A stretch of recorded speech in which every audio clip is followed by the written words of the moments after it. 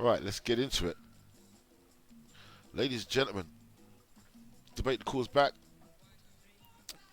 And I'm just going to jump into this Huffington Post article. Just got sent it on the Book of Faces. And I know there's a little bit of mitigation going on in terms of trying to dampen down the movement. The people who have been outraged and see the genocide going on, right? People start to see the genocide. So right now you've got different forces at outplay trying to dampen things down. The kids, as I said before, they were unfortunate enough to see a murder on their on their phones, and it affected them. That's where most of the kids turned out. Most of the adults are quite hardened into it. In fact, most of the adults have given up. Certainly, my generation, the generation above me, gave up a long time ago. Uh, I'm one of a few in my generation that still fight people, or still fight the devil. About fighting people, still fight the devil. I'm a black officer. Part of the mitigation that's going on. Caribbean people don't exist anymore. You're going to notice this in British media. Descendants of Caribbean people don't exist anymore. Instead, what you'll find is if there's a black person representing something black, they're going to be first or second generation West African, Nigerian, Ghanaian. It's interesting because if I'm about to delve into an article by a police officer, and I'd like to know, and I'd like to put forward the question: how do you feel race relations were negatively affected from the new crossfire? Do you think that was a pivotal moment in race relations? And I'm pretty sure this guy's not going to have the faintest idea of what I'm talking about. Why? Because his name's Alawai. I could be wrong. I'd love to stand corrected. A DS, right? You should know something. So, George Floyd's killing caused me unease and tension. I felt. Wait. George Floyd's killing caused me unease and tension I hadn't felt before. I see, right in the beginning, like I thought I was reading it wrong. Here's me thinking I'm mushmouth. No, no, no, no, no, no. My brain wouldn't let me, as a black man, my brain wouldn't let me get that thought into my head. Let me read it again from the beginning. Oh my gosh. George Floyd's killing caused me unease and tension I hadn't felt before. But you're a black man. How have you not felt unease and tension living in this racist UK? Wow, like you're already losing me, right? First sentence, you've lost an educated black man. Okay, right? But I remain positive and hopeful about the changes ahead. How positive and hope? Really, like the last 30 years, where the BBC lost all the real McCoy tapes and depressed all of those entertainers and comedians and writers, but they let the Asians ones go through and have their own show, and they didn't employ any of the black people from the Real McCoy, and you just ripped off the entire Real McCoy format and called it the Fast Show, and you made a whole new. Oh no, but you're hopeful that things are going to change, mate. You're kind of already done in this conversation, but you know what? Let me plow through because I said I'd go through it. The death of George Floyd in May sent shockwaves across the world and sparked fierce worldwide debate about racism and its ongoing impact on modern society. Well, no, it'd been going on for a while, actually, but when the kids saw it, when the kids saw the murderous campaign live on their phones, then a majority of people were awake to what's going on because, most people have been furloughed, right? It wasn't just that killing. When I first saw the news, I compartmentalized Floyd's death as just another episode in America's ongoing problem with the use of excessive force by law enforcement. Right? You just compartmentalize. Here is a police officer kneeling on a gasping man, on a man gasping his last breaths, lying on hard concrete and taking the weight off that officer's body on his neck. Yeah, regardless of skin color, I was appalled on a human level. Oh, okay. Oh, well, you were affected, were you? Well, that's nice. Right, as the Black Lives Matter movement grew around the world, I felt a growing internal tension. Did you?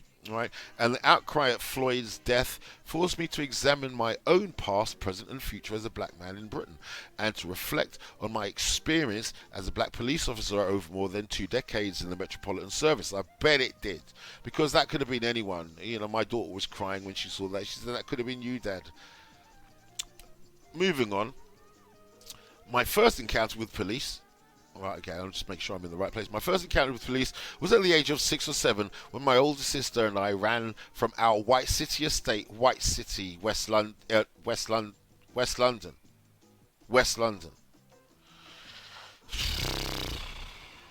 My first encounter with police was at the age of 6 or 7 when my older sister and I ran from our White City estate to call for assistance for my mother during a violent episode with my late stepfather.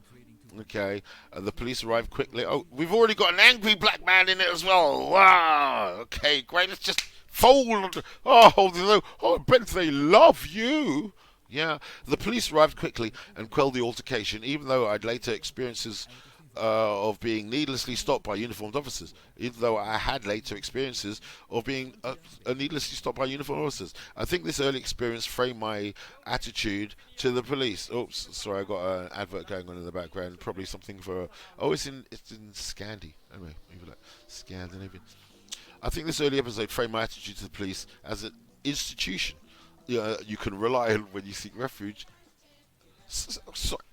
Sorry, let me read that again. The police arrived quickly and quelled the altercation. Even though I had later experiences of being needlessly stopped by uniformed officers, I think this early experience framed my attitude to the police as an institution you can rely on when you seek refuge, as opposed to racist agitators.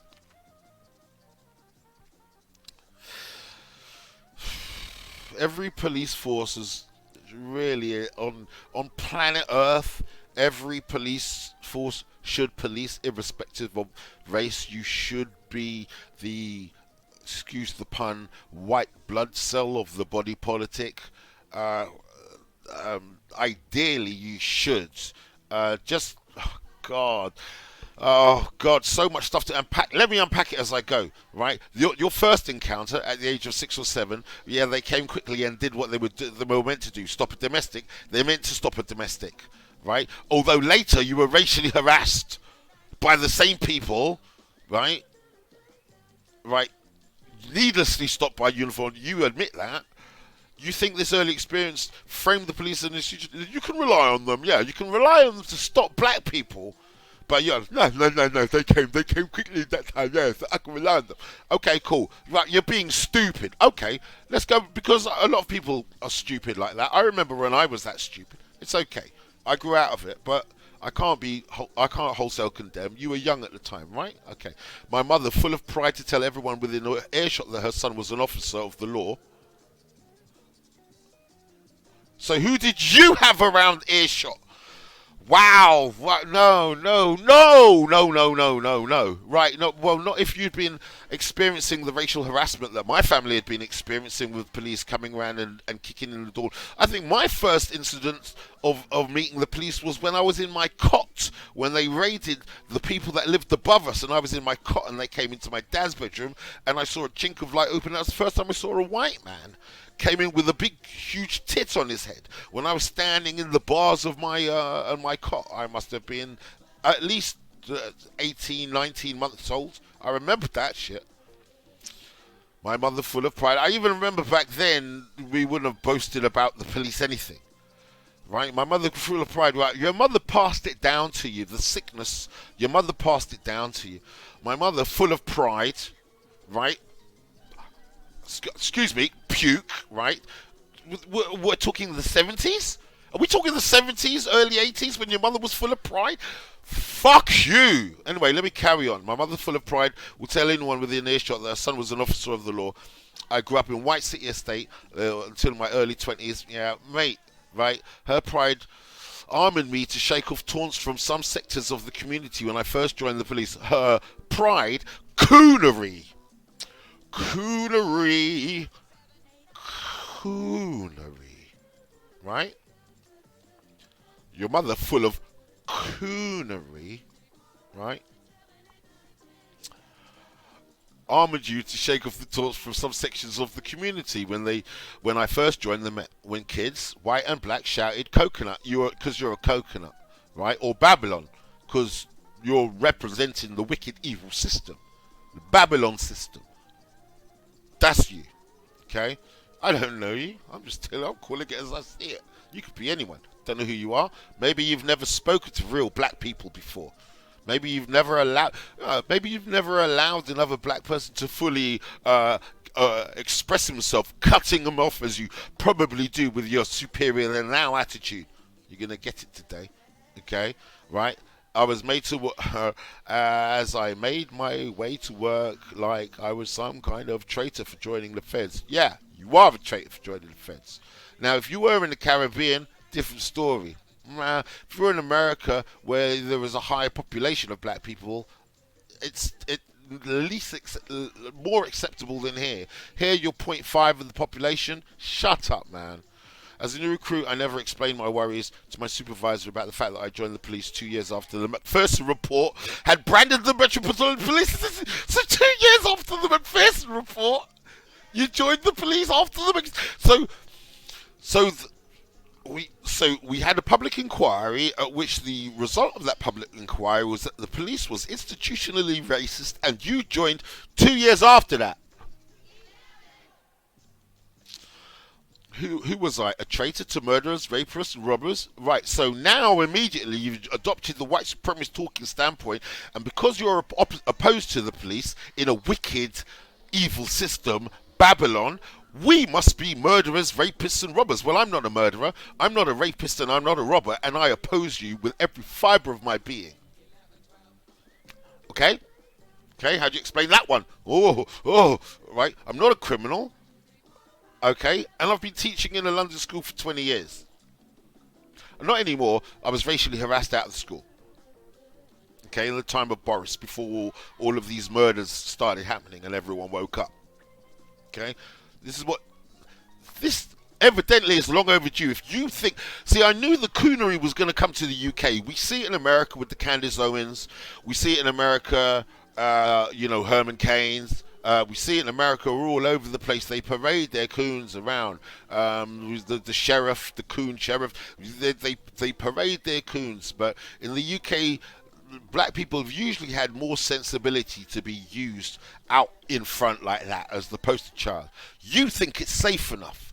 That's what's going on right now. You think the circumstances are safe enough for you to be a major coon, and everything will be all right about it as you voice your coonery in the Huffington Post. Who was I a traitor to? Murderers, rapists, and robbers? No, you coon. Because you would associate all black people as murderers, rapists, and robbers because we oppose the police who are the arbiters of a wicked, racist system. Right? No. Damn. Only after moving away did my young brother reveal the countless violent altercations he used to have on the estate defending my name. And the thing is, you guys are so selfish and you're so into your coonery, you don't even see how it affects your other family, how the negativity that you've wallowed in, right, has had negative impacts on the people that you love. Fuck the people you love, though, right? I'm a policeman. I'm in the police force. Fuck the people you love, though, right? Who was I a traitor to? Murderers, rapists, robbers? Only after moving away did my younger brother reveal the countless violent altercations he used to have on the estate defending my name. There had always been tension between police and some sections of the black community, but now the police have truly become a symbol of oppression to black inner city youth, and the chants were less subtle. All cops are bastards. Defund the police, no more racist police. Because people are in their right minds. People are in their right minds. People are... Oh, sorry. I'm just going to drop this. Yeah, man. People are in their right minds about a wicked, racist organization that you are working for, the Babylon system. You are Babylon. Yeah? You are Babylon. Right? And they were letting you know the truth. Okay? There are innumerable other professions one could have entered into. Give me a break. Don't tell me, please. Like, no. You did this because of a deep implanted coonery that you got from your mum, because you were never really part of this struggle. You came over, you're second generation African. Your mum didn't see her. Your mum was black as the ace of spades, but she never saw herself as the Caribbeans. Your mum always thought she was better than the Caribbeans, and she put that into your head. That is why you think the way that you do. Right. Right. So anyway, let's go over this. A new recruit. I never explained my worries to my supervisor about. No, I read this. I read this. No, I didn't. As a new recruit, I never explained my worries to my supervisor about the fact that I joined the police 2 years after the McPherson report had branded the Metropolitan Police Service as institutionally racist. You boon coon, right?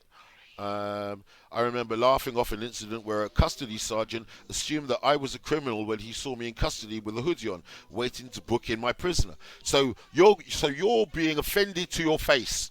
So you're being personally offended to your face, right? You're being insulted to your face.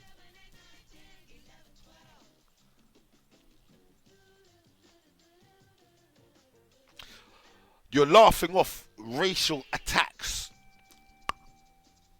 I thought you were one of the criminals. Are you sure? You're helping perpetrate it by being the soft, absorbent sponge that lets a white racist get away with this. You're admitting that, right? Nor did I challenge an older PC as a younger probationer as to why he suspected that myself and a black colleague were trying to break into my colleague's car parked in the police yard. Let me kill the music in the background because it's putting me off. Right, so, right, let me get this right. Nor did I challenge an older PC as a young probationer as to why he suspected that myself and a black colleague were trying to break into my colleague's car parked in the police yard. So you're even in the police car park and you're being accused as a policeman, being accused of being most of this is your fault, actually. DS Rashid Yoruba. Most of this is your fault. When white police come with vehemently anti-black racism, it's because you imbued them with it. You helped them along with your presence. You facilitated the negativity we on the street suffer by being the person that you are, surrounded by the people that you are. You weren't mitigating anything. You weren't fighting anything. You were helping it. You are being part of the Babylon system. In my years as a detective, hold on a second. Hold on a second. Let me go over this again. I remember laughing off an incident where a custody sergeant assumed that I was a criminal when he saw me in custody with a hoodie on, waiting to book in my prisoner. Nor did I challenge an older PC as a young probationer as to why he suspected that myself and a black colleague were trying to break into my colleague's car parked in the police yard.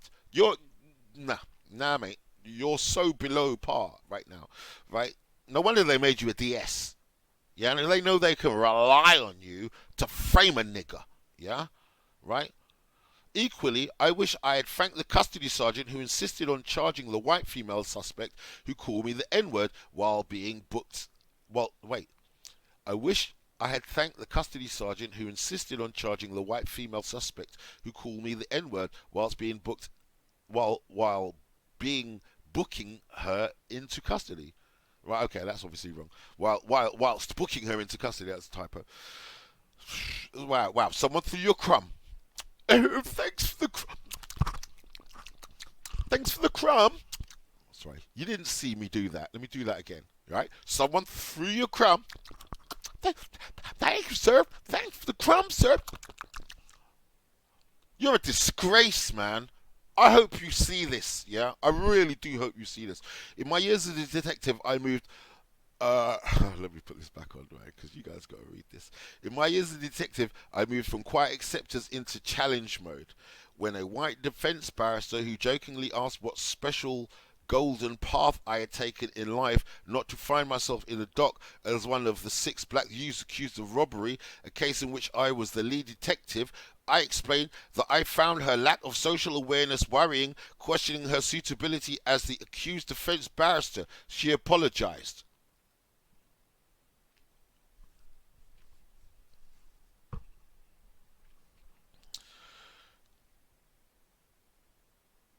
In my years as a detective, I moved from quiet acceptance into challenge mode. Challenge mode. When a white defense barrister who jokingly asked, that wasn't a joke, who racially attacked you, right? When a white defense barrister who jokingly asked what special golden path I had taken in life not to find myself in the dock as one of the 6 black youths accused of robbery. Wow. Wow. I mean, as far as conversation ends there, completely unsuitable. That's a racist. That's a racist. A case in which I was the lead detective, I explained that I found her lack of social awareness. You mean her racism? Worrying, and questioned her suitability as the accused defense. Whoa! You sold these boys up the river.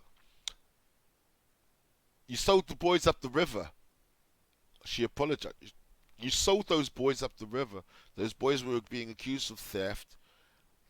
The defense barrister came along and said, so how come, what did you do not to end up as one of these guys?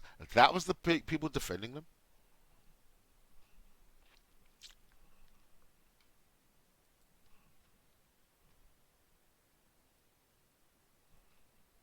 Yeah? Let me make these words big so you all can read what this guy's admitting to that he think will just fly. Let's read on. On another occasion, when I was stopped 3 times in 1 week in different parts of London driving my girlfriend's second-hand Rover. My girlfriend's second-hand Rover. Okay, right, okay. Is anyone reading between the lines here? Is her name Camilla? Is it Camilla by any chance? Uh, and her parents not really enamored with you because you're Church of England. Yeah. On another occasion, when I was stopped 3 times in 1 week in different parts of London driving my girlfriend's second-hand Rover, right? I explained to the third officer that if there was a marker on the vehicle that indicated that the driver should be stopped, this should be removed henceforth, or I would be forced to submit a complaint. Felix, where are you, Felix? R.I.P. Felix, where are you, Felix Dexter? R.I.P. Felix Dexter, where are you? We need you, man. Now's Felix. We need you, man. Like you called this years ago, Felix. Felix, you called this years ago. Yeah. They're writing something on my lawn beginning with N-I-G. Felix, you called it.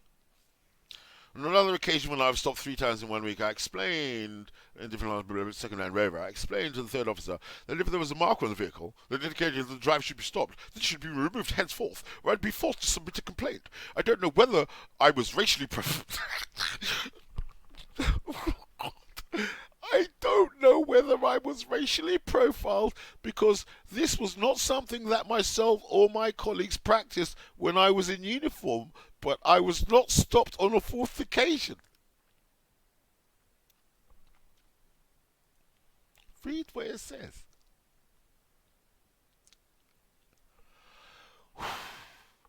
Right, see, right, the enemies were that. See, what we have now is a comfort zone of white supremacy, and the coons within white supremacy who think that they are so comfortable now that they can explain. Well, I work for the police, and this is what I think, and they are so comfortable now that they think that their testimonies are acceptable to the greater black community, a black community they don't even believe exists anymore.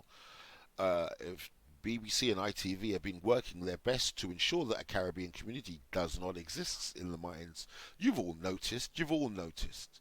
I guarantee you, look for something black, and it won't be a Caribbean running it, but they'll be playing the R&B and they'll be playing the reggae.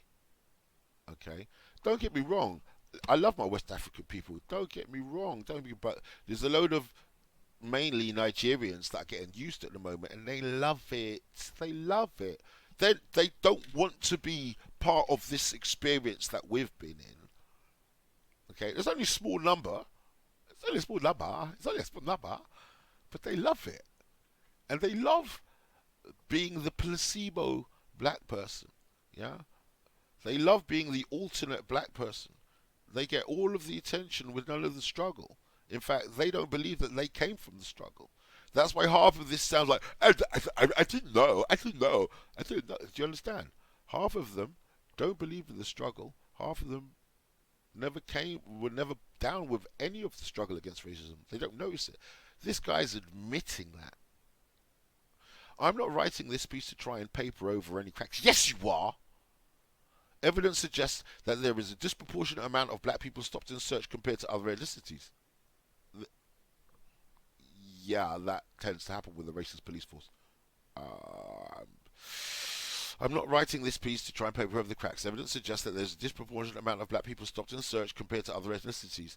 There is currently a lack of senior leaders of colour within policing and representation across all police ranks. Non-white officers at least 30% short of where it should be in London. Yeah, do you know why? Because all the other black officers get racially harassed out.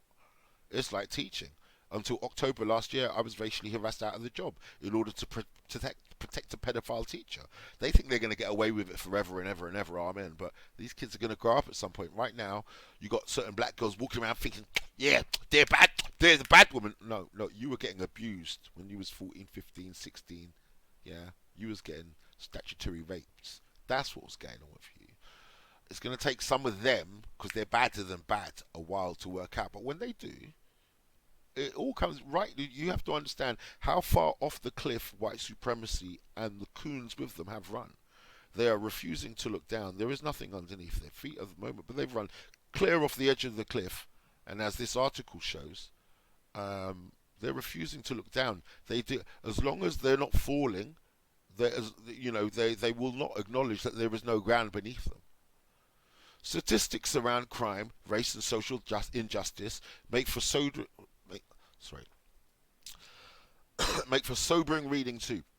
The highest percentages of victims of crime are black. Listen, wherever you are, okay, whichever community you are in, the people perpetrating crime against you, in the majority, will be members of that community. So there's white on white crime. Okay, black on black crime is only a thing for black people. Yeah, there's Asian on Asian crime. There's Jew on Jew crime. Do you think black people are scamming Jewish people out of anything?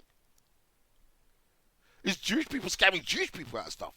Do you think it's Pakistanis having corner shop wars with Caribbeans? No, they're fighting each other. Statistics around crime, race, and social injustice make for sobering reading too. The high percentage of the victims are black. The large proportions of child homicide victims are black. Some 40% of pensioners prisoners. Sorry about pensions. That doesn't make sense to me.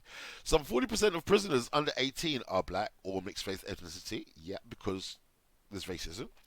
Government ethnicity data states that black people are most likely to be detained under the Mental Health Act because of racism, and the black African ethnic group had the second lowest rate of home ownership and the highest rate of statutory homelessness and drug dependency. These are all the secondary, tertiary effects of institutional racist policies. Yes, okay. Yeah, okay. Okay, that's like beating the crap out of someone and going, look, he's got bruises here, and look, his clothes are torn here, and look, he's got dirt on him. Well, yeah, because you just beat the crap out of the person. Can we get to how are you acknowledging all the negativity without the precursors to the negativity? Statistics around crime, statistics only reflect what's going on in society. It's a toxically racist society that you help perpetuate, right? During my long career in the Met, your long career, because none of it disgusted you to the point where you decided to leave. Nah, none of the racist jokes, excuse me, none of the racist attacks, none of those got to you. Even though you tried to side with them 100%, they still saw you as a nigger and treated you as such.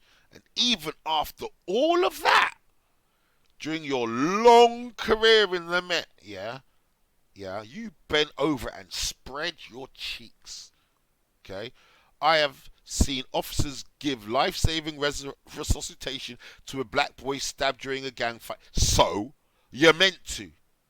I've worked alongside colleagues who spent the best part of their shift trying to find appropriate housing for Asian victims of honor-based fights. So they're meant to. I've led teams in the missing persons unit to trace elderly victims of colour who have found themselves wandering the streets. So you are police, aren't you? Right? And I have been part of murder investigation teams where colleagues routinely sacrifice time on their own families to follow a lead or assess reams or CCTV footage in order to find vital evidence to provide justice for black families. You're kind of saying this as though someone's doing something special. You mean you've seen people doing their job? Oh, my God, you have it really bad. You've seen people there doing their job. You've seen people doing their job, right? And because black people were involved, you're like, black people were involved. Oh, and they still did it anyway. Oh, these must be some good white folks. Those are called police, right? Hold on a second. You know there's good police, right? Hold on a second. Hang on a second. You know there's good police, right? You know there are English people that have joined the police force who see themselves as a greater human being. I don't want to say human being, it sounds quite egotistic, but as a greater facet of the machinery of England, right? Where they try and be 100% honest about their dealings. You do realise some of those coppers exist, right? Who will follow a lead because it's crime. They fight crime. It doesn't matter who committed the crime. It's crime fighting. If a gerbil did it, I'm slapping handcuffs on the fucking gerbil. They're doing their job. You do realise they're just doing their job crime fighting. You know there are coppers like that in the UK, thank God, and there's only a few of them, and if anyone's read, there's more in America, but it would have happened in the UK. The FBI came out with a document some time ago saying that members of the white nationalist parties, Ku Klux Klan and so forth, were infiltrating the police force. You don't think that was going on here in the UK as well? Of course it was. Of course it was going on. So those are the lesser individuals. Those are the lesser human beings. Those are the rubbish police. Right? England's had good police. England's had like proper detective police before. Right? And that's just me telling the truth. That's not me bigging up anybody's like, oh come on, let's face it. Someone robs your mum, who you ringing? You're gonna ring the police, right? Because you want to believe that like a certain number of them actually will actually do the job properly. You want to believe that. Unfortunately, after someone's done a thorough report and deemed the whole place institutionally racist, institutionally, what they're saying is more often than not, you're going to come across a racist copper. I'll reiterate, there are those coppers, there are those coppers that do it to fight crime because they're crime fighters. But after a McPherson report saying the place is institutionally racist, that means the culture of the... Do I have to explain? I don't have to explain institutional racism. It's more often than not. It's more often than not. The culture of the place is racist, right? It's more often than not. Right?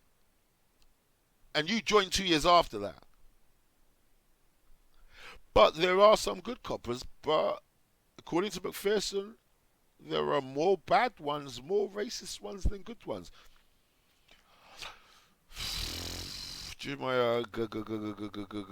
Right, look, these coppers were doing their job. They were doing what they were meant to do. That's their job. Fighting crime, you moron. Right? Just because the people involved were people of colour doesn't mean the crime was any less, does it? Idiots. Oh, And I've been part of murder investigation teams of colleagues sacrificing black families. Okay. The examples are a microcosm of the work done by police every day to keep all Londoners safe, to focus on stop and search, and to use the disparity in figures to label the whole organisation as institutionally racist is, in my view, misguided. To focus on stop and search and the use of use the disparity of figures. The disparity of figures is what's going on. To focus on stop and search and the use of disparity in figures, you mean the numbers, right? To focus on us stopping people and the numbers and the amount of times it comes up, yeah. To focus on that, yeah, that's stupid. That's what you're saying. You must think idiots are reading this. To focus on stop and search and use the disparity in figures to label the whole organisation as institutionally racist. You mean the thing that Macpherson deemed as institution? You mean the police force that was his? No, there was the Scott report with Lord Macpherson. I can't remember his first name. Scott report, that was Iraq. Macpherson report, that was from Spark from what's his name down in South London, Stephen Lawrence. He's already concluded that the institution is racist. So who are you? He's done I'm sure he had more resources to bear on discerning that summation than you do. To focus on stop and search and use the disparity in figures to label the whole organisation as racist is, in my view, misguided. But you're a misguided guy. And those that seek to exploit the tensions between the police and the black community do so at the expense of the most vulnerable within that community. No, we don't. Exploit the tensions. What do you mean exploit the tensions? There are tensions. What do you mean exploit the tensions? There are tensions. There are either tensions or there are not tensions. What do you mean there's someone there, oh look, who's working away selling? If I was selling petrol bombs, I'd be exploiting it if I was selling petrol bombs. The truth is, every major social system is failing. Economically, disadvantaged families and black families appear to be at the sharpest end. Our education, health, law, employment, social care and prison system are all culpable, and all roads lead back to the successive governments of various political persuasions who have set the tone, providing the funding or not in some cases. Conservative Party. The Conservative Party. The Conservative Party. For the most part. The Conservative Party. Police should, of course, be held accountable for any failings and face scrutiny, but that must come as part of a holistic approach which does not demonise the law enforcement personnel whose sole purpose is to protect the community they serve. What does institutionally racist mean? Over the past few months, I've reflected on the fact that I've never had any in-depth discussions about racial incidents with any of my colleagues or line managers in my 19 years as a police officer. No shit. No, I would never have guessed that. No way. Really? Over the past few months, I've reflected on the fact that you've reflected on the fact you've never had any in-depth discussion about racial incidents with any of my colleagues or line managers in the 19 years as a police officer. Race was always something discussed at close quarters in hushed meetings. Evidence of coonery. Evidence of coonery. Okay? You don't have the balls. You don't have the balls. You've been subservient, right? You are a janitor in that position. I don't care. You are a capable janitor until someone else comes along, until someone younger and whiter comes along. Over the past few months, let's go over this. I've reflected on the fact that I've never had any in-depth discussions about racial incidents with any of my colleagues or line managers in my 19 years of police work. So you haven't helped the black community in one way, shape or form, being in the position that you have. You've just admitted you have not helped the black community. You have not helped change anything in the black community once. You were just a token, a number. Race was always something discussed at close quarters in hush meetings because you don't have the balls. That resulted in a disciplinary action. because you kowtowed. There has never been a safe space where officers could express their views around ethnic diversity or have uncomfortable discussions around cultural clashes in the workplace or wider community. Yeah, I know, because I know how it goes. You get a group of white people together, and a token like you, they'll find another token like you, and when a black man like me comes along and starts expressing the reality of the situation, they'll be like, oh, I've never heard that language used. It's so shocking. You're a white person and a black person. Using this terminology. Yeah, I've heard that. I know how they get down. I know how they get down. But I had the balls to tell them, right? And I'm not done. I'm going to go back. Those fake ass yellow people. They're going to get it from me eventually.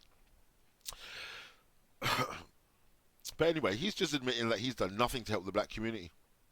There has never been a safe space where officers could express their views around ethnic diversity or have uncomfortable discussions around cultural clashes in the workplace or wider community. You haven't wanted to. You haven't wanted to, right? You've got by as being one of the lads. Only you got more of a tan than us, haven't you?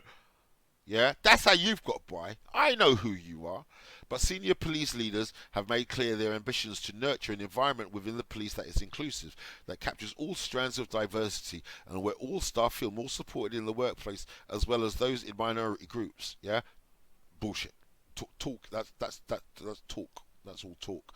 And there is extensive pressure to improve police processes that adversely affect certain groups within the community, and I know that leaders are responding to this pressure in urgent fashion. Thus far, all you're telling me is that there's going to be right now. All I'm hearing is there's going to be another riot. That's all I'm hearing.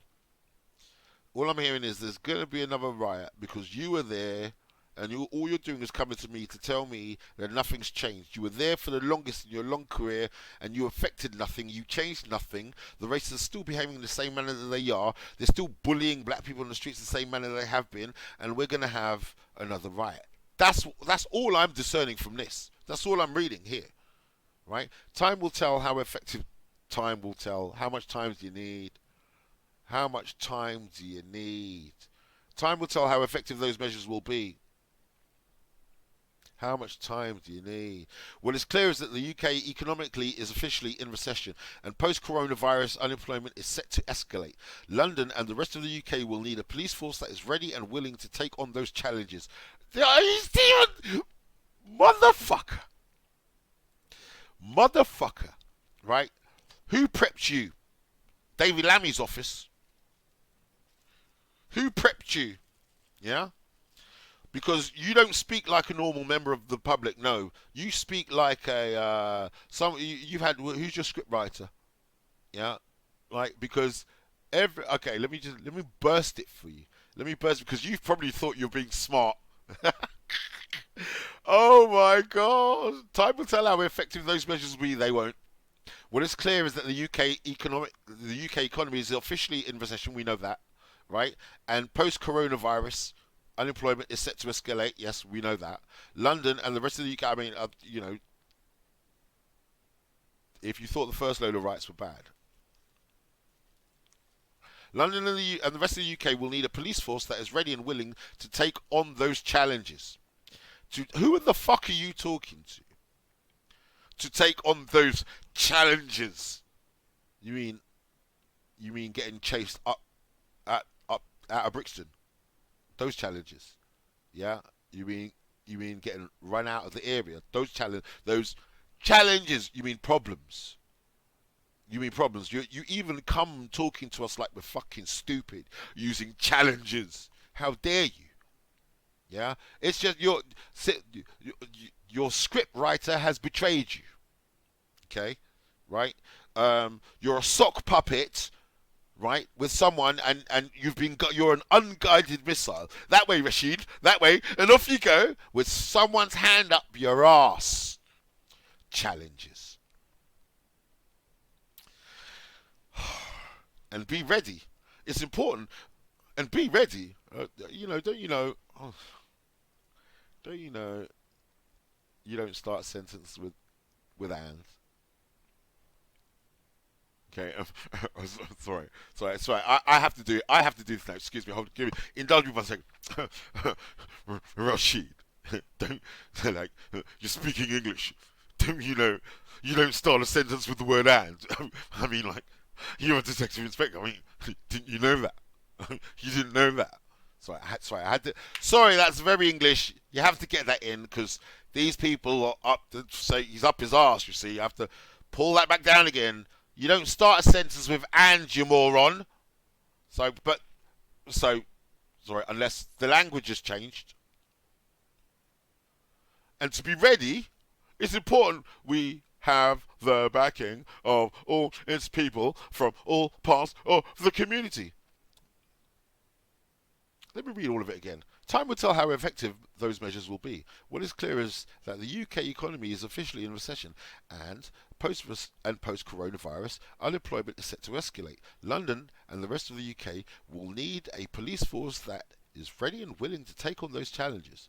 And to be ready, it's important we have the backing of all its people and all parts of the community. You don't start a sentence with "and," you idiot. But anyway, moving on. Rashid Alawai. I had to go and look up the word Alawai. Alawai. Abuye. Abuye. Abuye. Yoruba. It's Yoruba, isn't it? Right? It's Yoruba. I was wondering what black man is this? If it had said Thomas, yeah, or Pennant, yeah, or Weeks, yeah, or one of them Caribbean names, yeah, one of them, I would have been like, oh, my heart would have sunk so deep. But you're second gen AF, yeah. You was never part of this, yeah. Because you didn't want to be part of this. I'll ask the question again. In what negative way do you think the police's response to the New Cross fire permanently destroyed relations with the black community in the UK? In what way do you think that had an effect? New Cross fire. DC Rashid Alawai Alawai. Rashid Alawai is a detective sergeant in the Metropolitan Police Service. He began his career in Islington Borough in 2001. So things are already like horribly bad. Horribly bad in 2001. What, so, okay, so I think he's a child of the 70s. He's a child of the 70s. Or maybe not. He might be an 80s baby. He sounds like an 80s baby.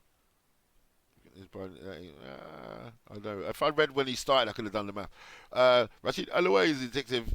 He began his career in Islington Borough, 2000. Okay. Where he started as a uniform police officer before progressing into the criminal investigation CID between 2010 and 2015. He worked as a detective in the Homicide Command and moved his current role based at Scotland Yard in 2018. 80s, baby.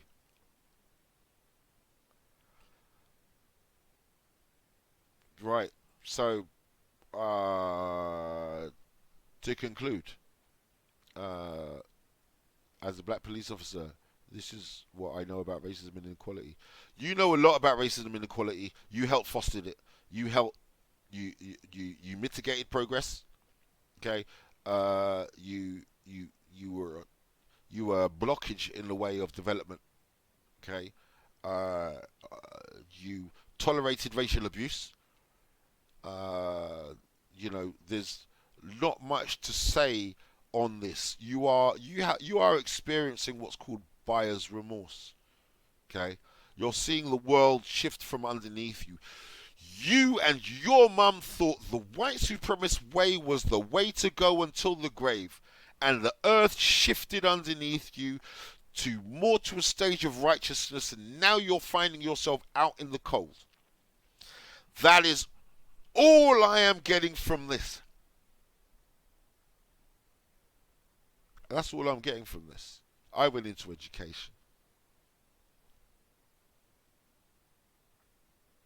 I went into education, right? So I mean, I did something. Obviously, I was in media before. I was in media before, but I took my media smarts and I went into education with the majority of my adult life. That's what I did with my adult life. I got kids into university. I got over 100 black boys and girls in the Haringey Borough into university. That's what I did for my penance. Okay, for the community, right? And there are, you know, the kids and the parents can validate that. So I'd like to think I'm not straight with the Lord just yet, but I'm doing my best, right?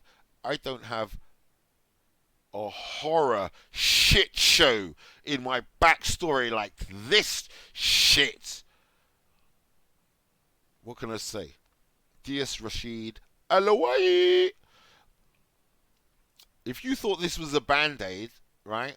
It's a band-aid on a gaping wound. It ain't doing shit. This is not doing. This is not doing anything. All this is doing is showing how much of a coon you were. Right? You haven't. There's nothing. There's no. There's no smoothing off of anything here. Nothing's changing. There's no change. I'm not hearing anything different. I don't suspect anything will be different after I finish this blog. As far as you're concerned and the police is concerned, if anything, it fills me with dread for another riot in the ends. You know, from the rapists and the robbers and the murderers. Yeah, the rapists, the robbers, and the murderers, because that's who we must be, right? To oppose the Babylon system, right? God, you are. Thanks for revealing yourself as the enemy. And I'm out. That's who you are.